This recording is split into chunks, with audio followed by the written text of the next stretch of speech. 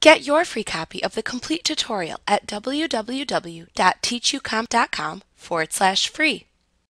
You can click the Options button in the small toolbar at the top of the Comments List panel in the Comment pane to display a drop-down of advanced comment commands. To display the comment pane, simply choose Comment from the tool's center. You can expand and collapse the comments within the Comments List panel by choosing either the Expand All or Collapse All command from the drop-down menu.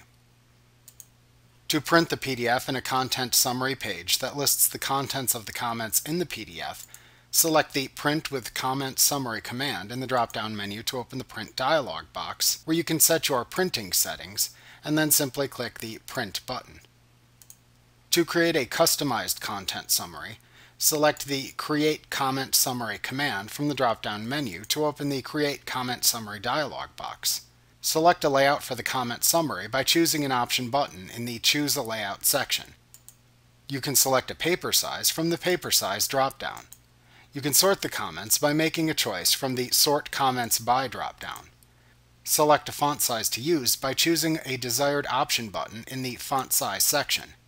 In the Include section, select the desired option button to choose which comments to include. You can check or uncheck the Pages Containing No Comments checkbox to include or exclude those pages. You can also specify a page range by entering a page range into the Pages section. Once you've made your selections, click the Create Comment Summary button to create and display the comment summary as a new PDF.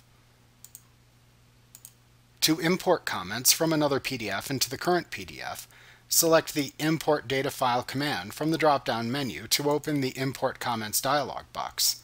Use this dialog box to select the PDF or Fdf file, which is a comments export file type that contains the comments you want to import, and then click the Open button. Acrobat automatically imports and embeds comments from the selected file into the Comments List panel. If the comments did not originate in the same document, you may see a message box asking if you want to import the comments. You can click the Yes button to import the comments anyway. To export selected comments to an Fdf file, select the Comments to Export in the Comments List panel, and then choose the Export Selected to Data File command from the drop-down that appears when you click the Options button in the toolbar at the top of the Comments List panel. Use the Export Comments dialog box that appears to select where to save the file. Type a name for the file into the File Name field, and then click the Save button to save the file as an Fdf file, which, as you just saw a moment ago, can then be imported into another PDF file if needed. To export all comments into an Fdf file, choose the Export All to Data File command from the drop-down menu to open the Export Comments dialog box. Once again, use this dialog box to select where to save the file and type a name for the file into the File Name field. Click the Save button to then save the file as an Fdf file, which, as you just saw previously, can be imported into another PDF file if needed. To export the comments in a PDF to Microsoft Word or to AutoCAD, you must have Microsoft Word or AutoCAD installed on your computer. You can then select either the Export to Word or Export to AutoCAD command from the drop-down menu to open a wizard that will guide you through the process of exporting the comments to the selected application.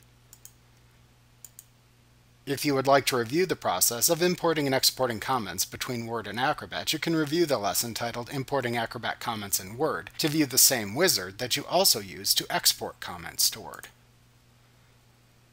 Like what you see? Pick up your free copy of the complete tutorial at www.teachucomp.com/free.